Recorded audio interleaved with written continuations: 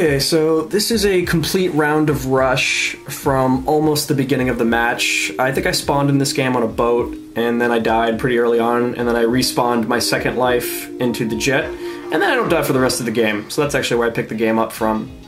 But I get in the jet, and I immediately start targeting the tanks, and because I think they're the biggest threat to the team, and I want to help my team out more than any of my other goals whenever I play Battlefield.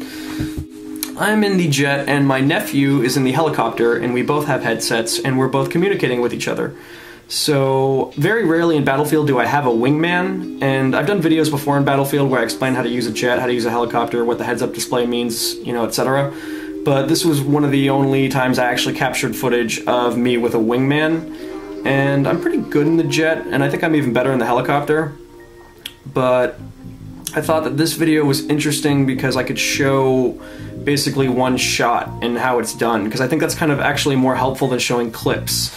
Usually why you show clips in Battlefield is because it's too difficult to show like a 20-minute game. It's boring, and there's really no good way to do that, so I felt like, well, I'll speed it up on the boring parts and slow it down for the parts that matter, and maybe then I can show, you know, an entire round of rush, because it's really hard to show an entire round of rush, and especially when you're in vehicles.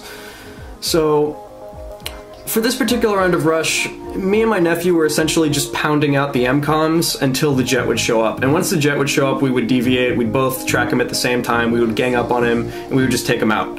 And so, sometimes dogfighting a jet takes an eternity, but when you have a wingman, you can always sort it out in about a minute and a half. It never took us over a minute and a half to basically sort out any of these enemy aircrafts, no matter what they had on them, if they had ECM jammer or flares, it just didn't matter. So yeah, this is like the second or third jet we've taken out, and then the second we take the jet out, we go back to the objectives, and we're totally communicating, we're telling each other if there's tanks, you know, we're marking ground guys, and a lot of times if I didn't kill a tank, my nephew would finish him off, or vice versa, so it's like we were both shooting the same tanks even at the same time. So the enemy team really just... I almost have a hard time talking about this video because I've watched it a number of times, and really we just destroy the enemy team, and I've been what I feel rather thorough in my previous videos about how to do things, that I just felt like this video was kind of more about just showing fluidity, you know, through an actual aerial fight. And I felt like that would be important to kind of show, you know, really actually how it's done, because it is kind of confusing. You don't really know the tactics when you first start playing Battlefield. It's like you just start flying around in the jet and you hear the locking noise and people are shooting missiles at you and you're dying, and there's just too much going on to keep track of.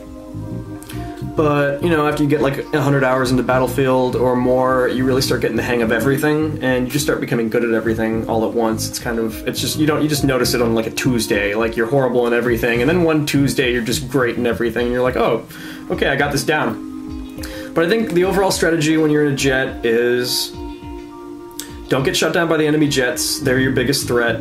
And once you have ECM jammer or flares, or once you get the hang of strafing runs, nothing will ever really kill you, because in theory, when you hit the thruster, which is pressing down on the left thumbstick, yeah, when you do like max thrust and fly over the battlefield, you're going so fast that you will be out of missile range in about 2 to 3 seconds. So if you pop your ECM jammer, you have more than enough time to do a strafing run, and no one on the ground will ever lock you. So once you get good at the jet, it becomes almost impossible for ground guys to kill you, and really only an enemy jet will be the thing that will actually be able to kill you or shoot you down, or perhaps an attack helicopter, but basically only the aerial vehicles, which is why I roll with air radar and air-to-air missiles. Even though the air-to-air missiles are kind of weak, it takes 2 air-to-air missiles to disable a jet.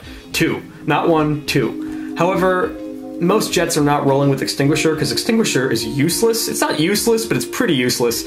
So almost everyone in a jet will be rolling with flares or ECM jammer. So once you disable a jet, he's going to have to bail out. So the second you get 2 missiles on a jet, you can basically just disengage him and go on with your life and not have to worry, because you will see that vehicle destroyed a few seconds later without even having to look at him, because it's like he's done. So you're right there, vehicle disabled. I can take my eyes off of him, and later it'll say vehicle destroyed. Maybe it didn't. Maybe my nephew cleaned it up. I don't know. It says enemy killed. I don't know what's going on. It doesn't matter. The whole point is the enemy jet's dead, so I don't know. This was a rather effective round. And yeah, I marked that tank up, and I come around for a second run, and my nephew had shot him down, so it was like, okay, good job. And that's basically how this entire match went. I had a previous video where I said never chicken fight a helicopter, and he died chicken fighting that helicopter. None of my missiles even touched him, so that also shows never chicken fight a helicopter when you're in a jet. They will almost always win. They have a way more stable shooting platform. So yeah, I have previous videos on how to fly helicopters and jets, so I do recommend you check those out if this is your first video of mine that you're seeing. Shooting the tank, and you can also see that the helicopter is shooting the tank right there in that shot. So it just shows that we're working in tandem. Here's an enemy jet taking off, and he just crashed, so I guess he was cutting left, and he slammed into a rock, so something to be mindful of. And back to the strafing run. You know, I'm hitting the brakes super hard, hitting the guns, and now I'm hitting the thrust. And so it's like really, you know, you're braking as you come into the strafe, and then you are thrusting max speed as you're coming out of it. So every time I turn around, if you notice on these strafing runs, I'm like hundreds of yards away from the battlefield. I'm very far away out of missile lock before I even turn around. So I don't do circles over the battlefield. I basically do long strafing runs, you know, pop the ECM jammer, do the strafing run and get out of there. And that's how you don't get shot down. And I think it's really easy to get shot down on a jet. You know, 2 of these missiles hit you and you are done. It's almost impossible to land and repair a jet. I don't know anyone that has. I'm sure there are videos out there that shows a guy doing it, but man, it's really hard in actuality. I think the circumstances have to be just right. So, very tricky. But once the enemy jet's down, go back to the MCOM, start marking guys, and, you know, start shooting the ground guys up. And here I have the enemy jet on air radar, so I'm letting my nephew know that, okay, he's up. And actually, he bailed out immediately because my nephew locked onto him with missiles, and he just ditched. He didn't want to die. Like, he was getting paranoid. So at this point, we have complete air superiority. We've maintained air superiority the entire round. And anyone that plays Battlefield knows that, you know, whoever rules the skies will win the game, because, you know, the Air Force in real life is the first line of defense, and then, you know, the armored vehicles is the second line of defense, and then you have the foot soldiers come in last. So if you're a good pilot or a good attack chopper, your job is really to soften up the objectives or the goals. Like, that's really your role. So whenever, I mean, really, the only time I'm deviating from that role is because, you know, a jet's trying to kill me, or this happens, and this was actually, I believe, a stinger. So a guy finally I had guys stinger locking me this entire match, and this was the one time it finally got me.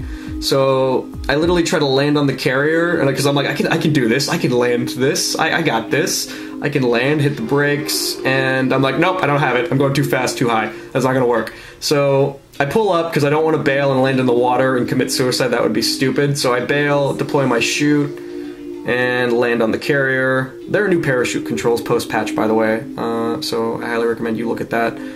Check that out. When I land on the carrier, my nephew wanted to back me up and wait for the jet to respawn because he didn't want the other jet to spawn camp.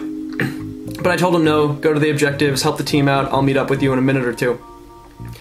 So I take off, and the enemy jet is back up, and he shoots down my nephew, so now I'm like, okay, it's a decent pilot, I better focus on him, I can't take the tanks out until I kill this guy. So fly around for a couple seconds, lock onto him, fire the 2 missiles. Now some people say to fire 1 missile, but the reason why I fire 2 is that it takes 2 to disable. So if I fire 1 missile and, you know, he pops flares, that second missile by itself is pretty much useless. It's not going to do anything. So I really need 2 missiles to hit simultaneously in between flare bursts. Because hitting 1 typically won't, you know, disable the enemy jet. But after the jet's disabled, we go back, and we're literally on the final objectives. So the team is on the final MCOM. And we had triple tickets, but if you notice, we're at like 265, so really we're just blowing through the enemy team with about 40 tickets, like, casualty. So, very effective. Like, I mean, you know, when you take out the enemy tanks, the enemy aircraft, and, you know, just kind of just shut the enemy down, they really just get kind of, you know, blown through.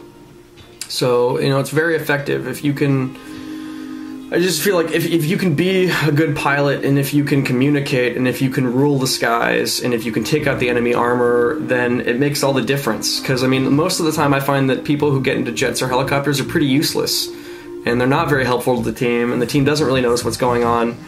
But, I mean, you can see here I'm making the tank a priority, and I now have to disengage because that jet was shooting at me. But, I mean, if I don't have an enemy jet shooting at me, I really am going for the objectives. Even when I'm in a jet, even when I'm in a helicopter, like, it's almost more important. because, you know, if you got a team where the aircraft are focusing on the objectives, and that team's going to win. And, you know, usually you have people that are really selfish when they play Battlefield and they're just trying to get kills. And I feel like if you're just trying to get kills, you should just play Team Deathmatch, but I guess it's a separate issue.